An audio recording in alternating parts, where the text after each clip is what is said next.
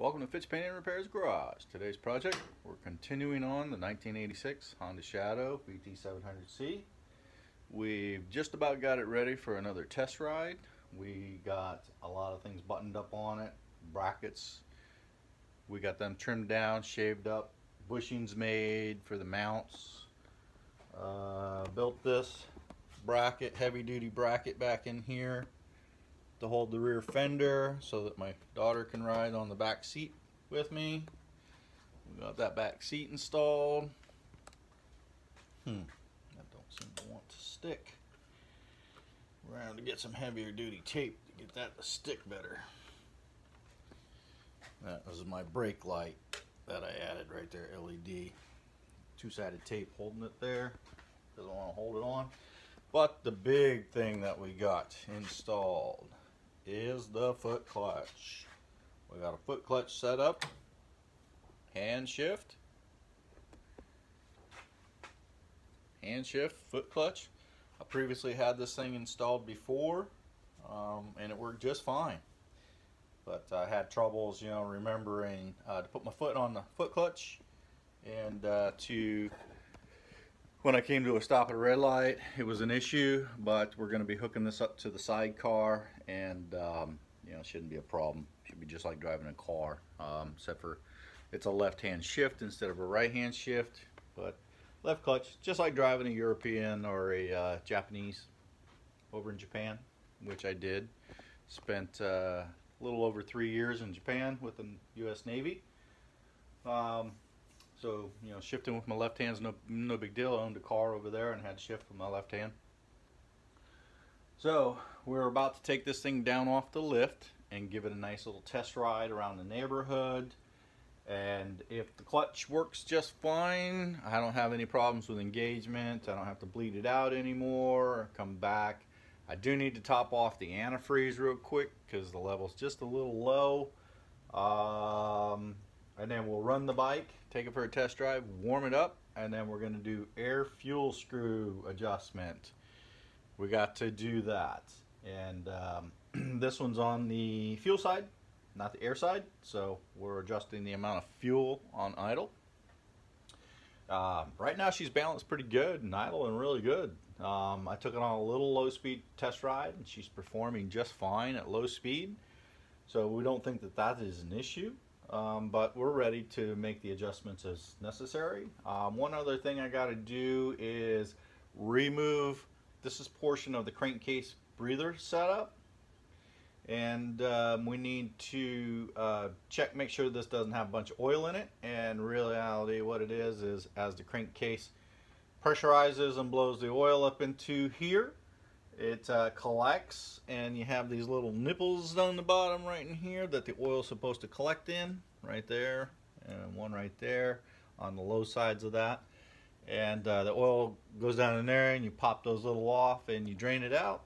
And so we're going to check this one here. Looks like it might be full of something, so we're going to pull that off and check it. But other than that, she's pretty much ready to go. We got to check tire pressures real quick, front fork air pressures, and take her on a nice little test ride. So what we've done to the bike since we've had her torn apart from the sidecar, we changed the front rotor, brake pads. We've modified and trimmed down the bracket so that it fits better. Added some bushings to stabilize it because this bolt here had gotten bent. Same thing here. Added a little bit of bushing to it, added this heavier duty stock bracket to hold the rear fender because we only have one bolt back here to hold the fender together. What else did we do? Added the rear pylon to the seat setup. Oh, we switched the tail light, added a little trailer tail light to it. We used to have the tail light mounted here, but since that's where the seat needed to bolt to, then we added the LED. A little better shot of that bracket that we built. Bolt the bottom of the fender to it. Still got to put all the side covers, the upper gas tank. If anybody's wondering how I'm able to test ride this thing without the gas tank on it, well, this motorcycle has 2 gas tanks.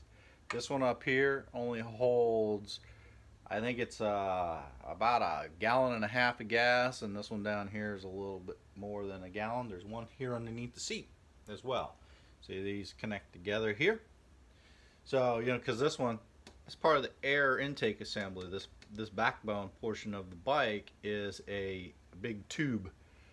And the carburetors mount to the spigots hanging down. You got the coils and all that. So, you know, the gas tank that goes on it, which is right up there, fits down over all that stuff, and it only holds about a gallon and a half or so of fuel. And the lower gas tank is where the fuel pump is located, and the fuel filter assembly and all that. So I don't have to put the upper one on to fire the bike up and run, because we do have a fuel tank. So, and that's the situation with this bike right now. Top off the antifreeze real quick, get her fired up and off the lift, and take her for a quick test ride around the neighborhood. Was solely just checking that foot clutch operation and the hand shift. And if everything's up to speed with that, we'll bring her back in, get her back up on the lift, get her idled up to running temperature, check the air fuel mixture screws, and start buttoning her back up and get her all buttoned back up. And then she's out for a nice long high-speed test ride. Get her out and put, you know, 40-50 miles on it. Get her up to speed, make sure that she's accelerating properly, decelerating properly, we don't have any spitting and popping and all that stuff. And if everything checks out after the high-speed test ride, then we will reattach her to the sidecar, which is waiting to go, sitting over there waiting right there.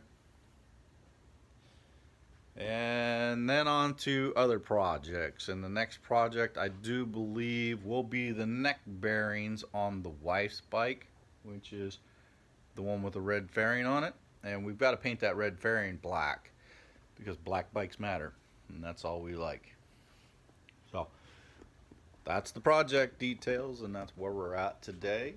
Stay tuned to Fitch Painting and Repair. We're still looking to relocate, but we're having issues with the current housing market. And yeah, I'm a veteran, so we're trying to use a VA home loan. Nobody is accepting them right now. So we put bid after bid after bid after bid in on projects, and we just can't find a house. We're looking for a house somewhere in Central Florida. It's got to be at least, you know, like a 1/3 acre. It's got to have minimum, it's got to be a 3-2, roughly around 1,500 square foot with a 2-car garage. And if it doesn't have a 2-car garage, it has a detached building, or the ability to put a 2-car garage size building on the property. So that's what we're looking at. If anybody out there knows of a property, you know, we're looking for a single family home, non-HOA. It has to be non-HOA.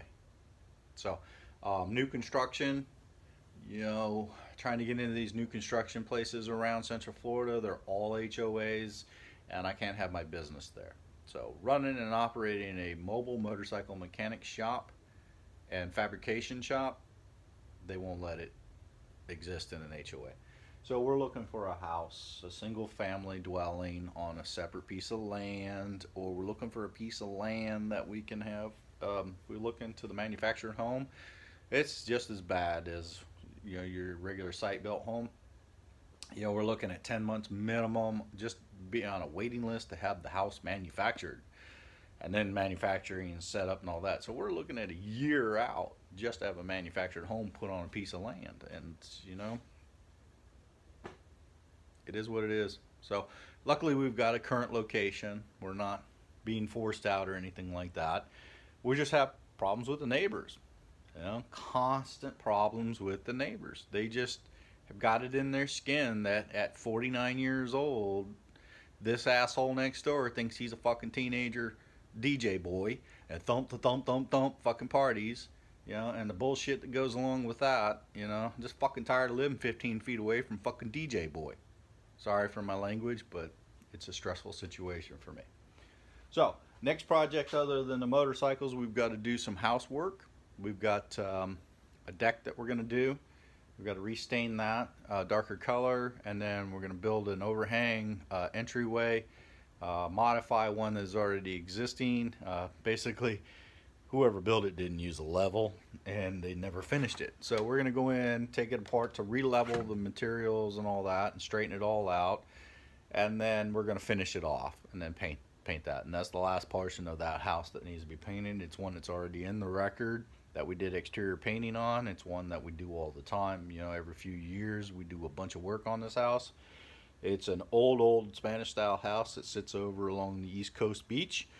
So it takes a lot of abuse, and we've had a lot of hurricanes and a lot of storms over the last 5 to 10 years, and so the house has been beat up. So look on Facebook page for those updates. YouTube, mostly I just post the motorcycle stuff, and then on Facebook I do the house stuff.